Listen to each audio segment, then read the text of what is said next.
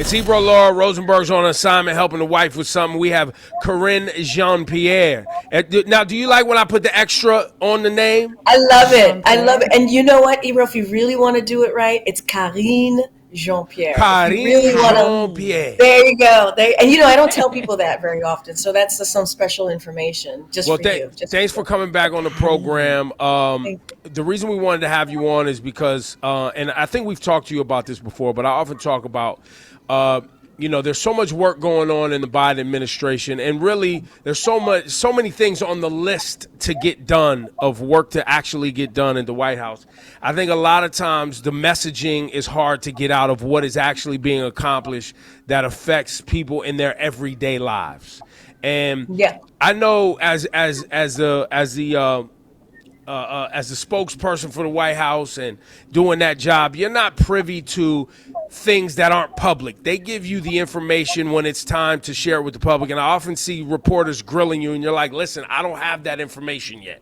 Right. So I didn't want to get into any of that detail today. But what I did want to get into for you is to help us understand, because you're seeing the reports that there are black male voters who are not too excited about Biden, or black voters in general who are not too excited about work being done in the White House. And you are somebody that it is your job to keep a file on actual work being done. And so I wanted to kind of give you that headline and set the conversation up that way. I appreciate that, Ebro. Thank you so much. Can I first say I wanted to offer my condolences to you all for the loss of DJ Mr. C. I know Thank that you so much. that was not just a colleague, but a friend, a family Yeah. member. And I just wanted to, and I know many of your listeners as well felt that loss. So just wanted to offer up our condolences here from the White House. And so just know that we are thinking of all of you. And I know that's a big, big loss in this space, Thank you for that. Thank you for And those so words. thank you. And thank you, Ebro, Laura. I'm sorry Peter's not on today, but really love being on. And hopefully next time I'm in New York, if it's all good with you all, would love to do this in person.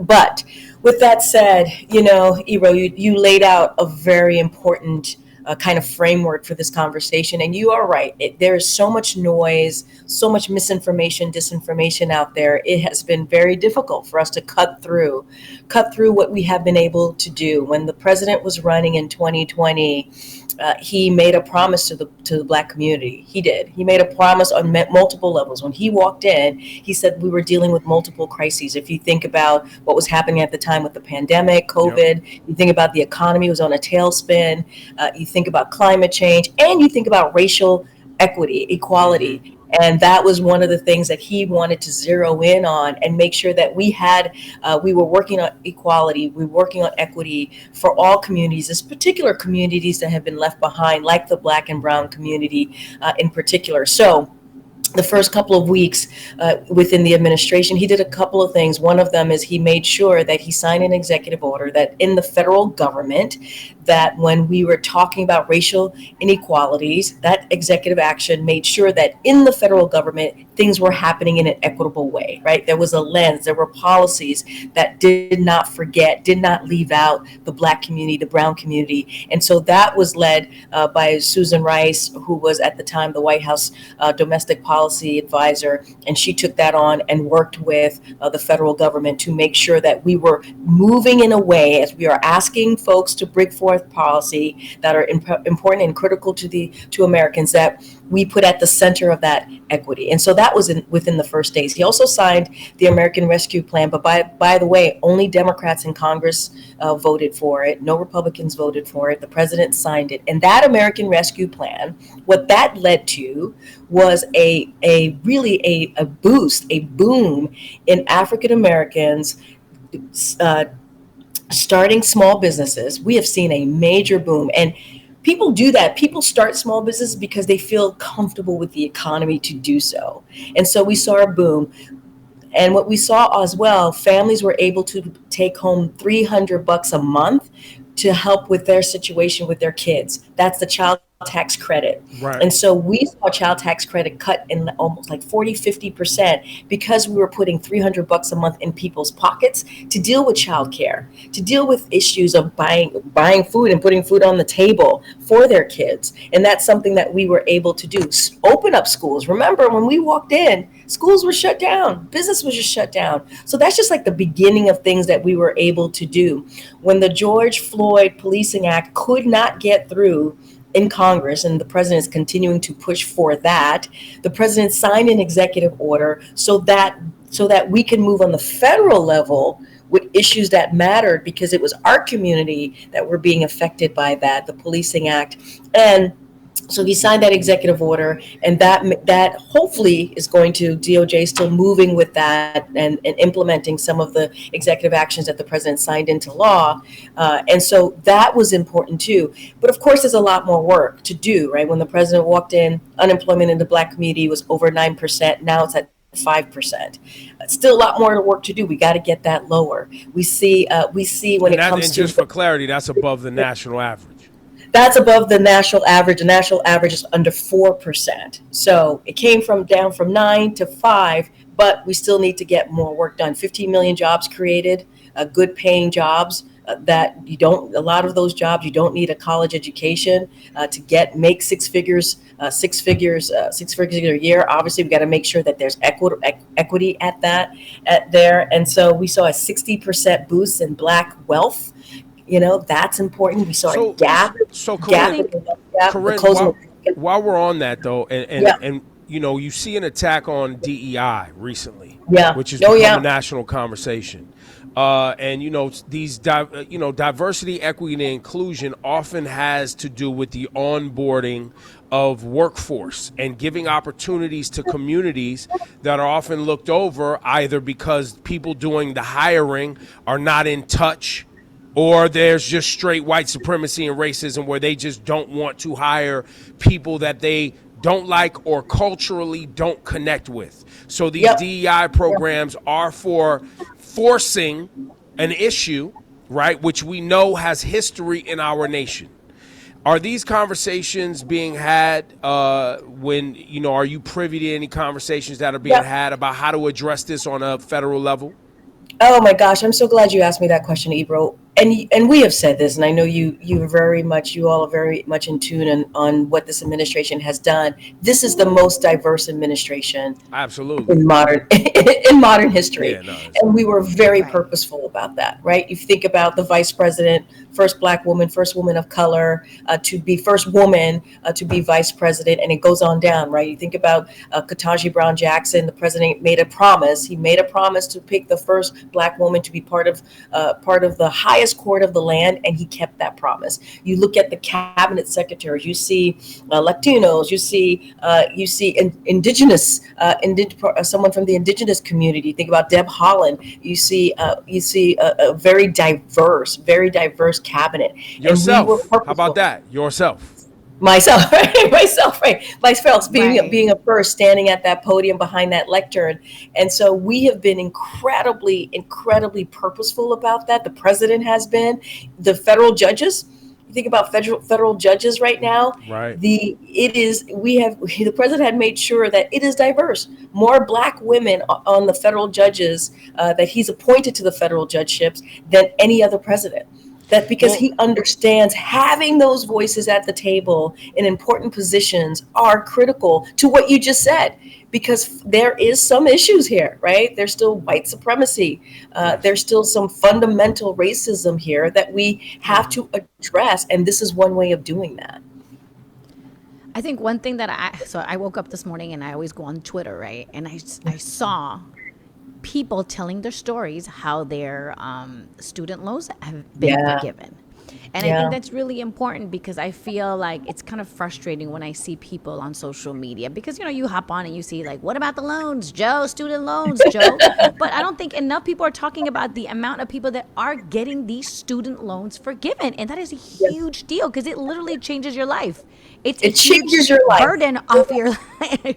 Or it changes your life. You're so right, because if you think about it, you go to college because you're told it's important to have that other degree after high school, obviously, or if you get your GED and you go into college, and it's important to do that. And so you go and do that, and you don't have a wealthy family. You're not coming Right. from wealth, and you do that, and you incur all of these loans, student loans, just so that you can get that education, so that you can move on and get that good paying job. And it crushes family. It crushes I have family. I have friends that are like 43 years old still paying their Yeah. student loans. Yeah, yeah. Struggling too. Yeah, and that is not unusual, sadly. And so the president understood that. He comes from a family. He understands that personally, what it is like to sit around a kitchen table and make those difficult decisions, right? Whether it's healthcare, right? Whether it's are you going to be able to pay for those meds? Are you going to pay for your kids' tuition? You make those really difficult decisions. Some people go without medicine, and they have cancer, they have diabetes, Yeah. and they go without medicine because they can't pay for it. And so, talking about student loans, we have done everything that we can. Republicans have gotten in the way now.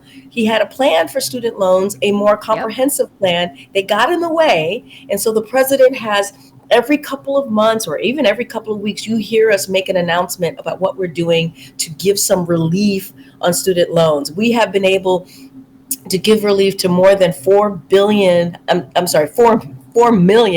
Americans across the country, and about 143 billion loans have been forgiven. We're going to continue to do that work. HBCUs, this is a president who has invested in HBCUs more than any other president, $7 billion invested in HBCUs. Those things matter. I was just talking about healthcare, right?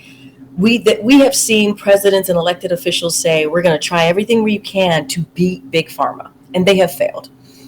2 years ago, the president signed a bill called the Inflation Reduction Act. And in that act, we are able to beat Big Pharma to lower cost for Americans. Yeah, And that is insulin costs cancer went way drugs, down, right? Diabetes drugs. Yeah. And insulin now it is capped at $35 per month for our seniors. Just think about it. We had families paying $400 a month Yeah. for that. And I don't think people So- realize that unless you're going through it. So, Corinne, Exactly, Laura. let's drill down a little bit more while we have time with you, because I know we don't have all day, and there's a lot to cover. There's a lot to cover, Right. indeed. There's growing disdain, obviously, on several fronts from Joe Biden. You have the matters that are going on overseas. You have the Middle East. You have Israel and the whole Gaza situation, which is going to, look, black people relate to an oppressed people, and a president not being able to stop people from being oppressed. That pisses black folks off. That's a thing. Like, it's a real thing, especially in there where you see that the impetus for some of it is definitely racism and white supremacy and classism, and the reason those people stuck in Gaza are being treated that way and the way Palestinians are being treated. Then on another front here at home, you have the fact that, a lot of people don't want to hear the nuts and bolts of what the administration's doing. They're just like, why is gas so high? Bring the inflation down. It's very simple headlines for them. Then on the whole other side, you have people who are, clearly enamored by someone who gets to middle finger the system and is currently farting and falling asleep in criminal court while, and there's some sort of entertainment value that Donald Trump has. So you have Joe Biden, who's nobody says he's not a decent man. Everybody says he's a nice guy and a decent man, and they recognize that he wants to do the work. But you have these factions working against him. What is the conversation? Does the administration feel like there's enough decent, voting American citizens that are going to carry Joe Biden to a second term? Yeah. And so I got to be mindful as a federal employee. I can't speak about the election, so I'm just going to put that out there and be really, really mindful. Look, but you said something that struck to me, is that this is a president who understands loss. He understands what it's like, what people are going through. He understands that folks are still feeling that inflation. Let's not forget, inflation went up because of the pandemic, because of Russia's war in Ukraine and gas prices went up, he took action. The president tapped into the strategic petroleum reserve so that we can bring down gas prices. Gas prices are lower than it was a year ago. And so that is important to note, but there's always work to be done. There's always work to be done. And look, it is, there's a lot going on. There's a lot of, and I think I started off this conversation saying there's a lot of misinformation, disinformation, but we believe Americans are smart. We believe that we can't take them for granted. We believe if we continue to push our message out, if we continue to have conversations like this with you, Ebro and Laura, and lay out what we're doing, hopefully that message will hit. And we understand that it is an incredibly difficult time for people. It is. It is a painful time for people. And we have to show that understanding, that sympathy, and we have to show that and understand and feel where people are right now. And hopefully we can do that. And at the same time, do the work. Do the work. You mentioned what's going on in the Middle East. We are working really hard to get that hostage deal. If we can get that hostage deal, we will get a ceasefire. If we can get that hostage deal, we could get more humanitarian aid into the people of Gaza. We're already doing the work to get more aid in. And so we want to see that. We want to see that aid go in. We want to see hostages. Let's not forget, Hamas is indeed a terrorist organization. When they attacked on October 7th, they said they would do it over and over again and took hostage more than 200 people. Some of them were Americans. We got to get them home to their friends and their family, their loved ones, right? So we're trying to do that as well. And the president has been very clear, a two-state solution. We have to do the diplomatic work. And you saw Secretary Blinken in the region and to talk about the hostage deal, but we also got to work to a two-state solution to make sure that there's security there for Israelis and also for the Palestinians. I gotta tell you, dude, the energy that's coming out of that Israeli government, even watching the Israeli citizens protest Netanyahu, people want to see him brought to justice too as a war criminal and some of the actions that he's doing. In that relationship, I know between Biden and Netanyahu, listen, I have my own theories, Corinne. I have my own theories because, Trump and Netanyahu were very cozy. Right. And so part of me feels like a lot of this is drawn out so that they can give Trump credit for it. Y'all know that. Y'all know. Look, I hear you. What I will say is, as it relates to the prime minister, obviously that is something that the Israeli people have to decide on, right? That is, they have to decide who's going to be the prime minister. So that is not something I can speak to. What I can speak to is the diplomatic work that this president is doing to try to get to we want to see a ceasefire. We want to see that. We want to see aid get into Gaza. We want to see hostages come home. Is there a world where we stop sending them military aid? Because it looks like we're talking about two sides of our neck right now. Well, look here. Here's the reality here. Israel lives in a very difficult neighborhood. That's the reality. Yep. Right? We saw what Iran tried to do. Yep. And you saw that we stepped in, not just us, but leaders in the region stepped in when Iran was sending missiles and drones.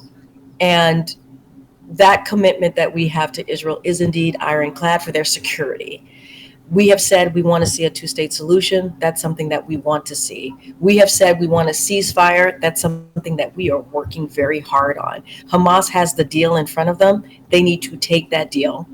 And so that we can stop this war, get hostages home, continuing to get that humanitarian aid in a way that we create a situation where we get that more in a way where there's no war, right? That has stopped, that has ceased. And we have to, and then once we get to that point, we have to continue the diplomatic conversation to get a two-state solution. Well, and if you can send a message from me while we have you. Yes, all of that sounds great.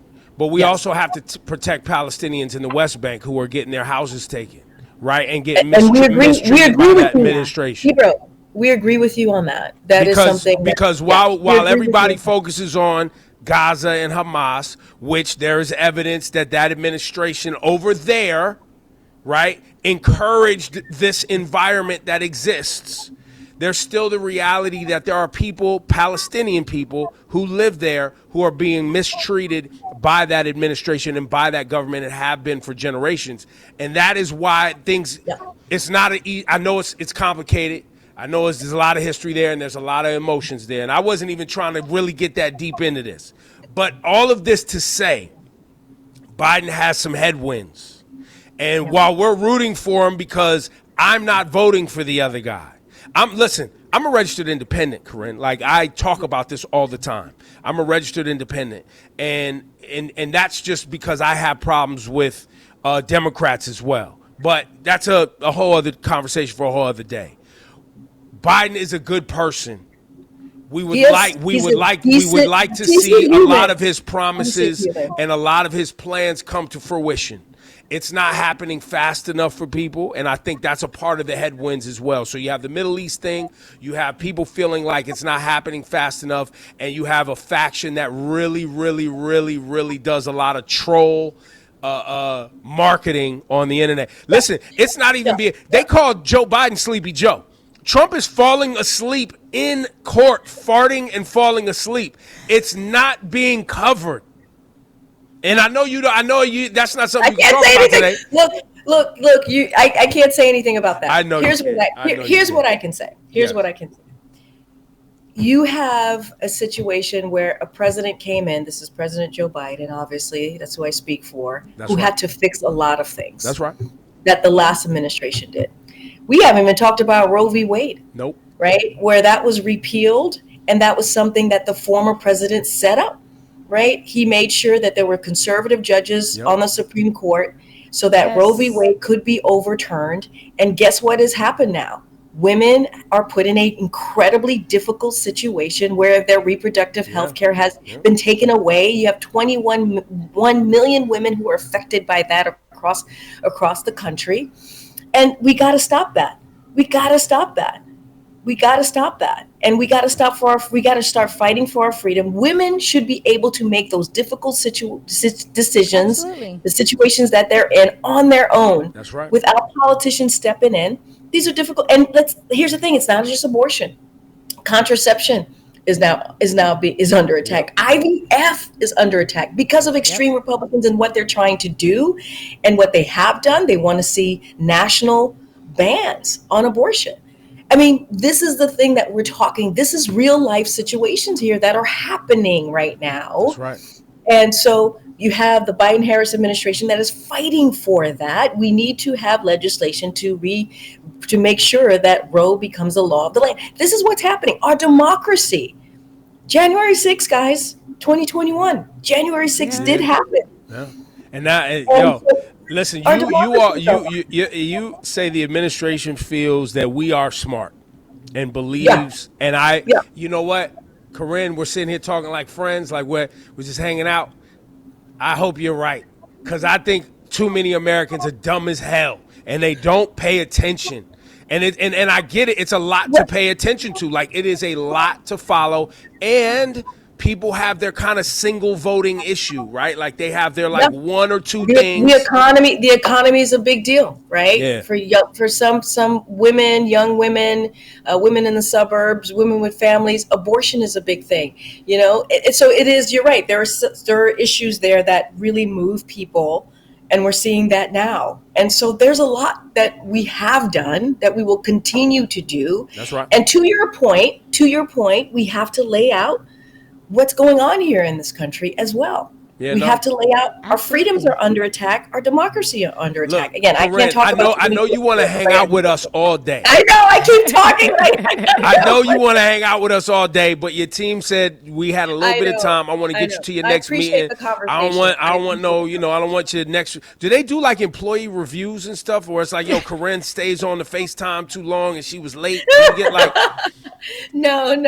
But I do have to. There's a scheduling. We're going to North Carolina. By the way, we're going to North Carolina to talk about lead removal and it's coming out of the bipartisan infrastructure legislation. It's coming out of also the American Rescue Plan. These are really big pieces of legislation that the president was able to sign. One of them in a bipartisan way. One of them was only Democrats. And let's not forget what happened in Flint, Michigan. That's right. And so now and by the way, Newark, New Jersey had the same problem. Newark, New Jersey, exactly. Yep. $3 billion that are now going to be invested in communities to get that lead out of our system. We're talking about our kids here. We're talking about our kids not drinking lead water. So I'm going to go to North Carolina. We're going to go do that today in Wilmington, North Carolina, and really push that message out. But to your point, we're trying to, that's a big deal. Listen, I'm just happy we got 30 minutes of your time. We've been trying to get you on the books for a while. You're our connect. And we love you. We love seeing you up there. We love seeing you do your job and do your work. We're really proud of you. And thank you for having a very honest convo with us today. Thank you for your time. I appreciate it. All right. See you guys. Talk soon. All right.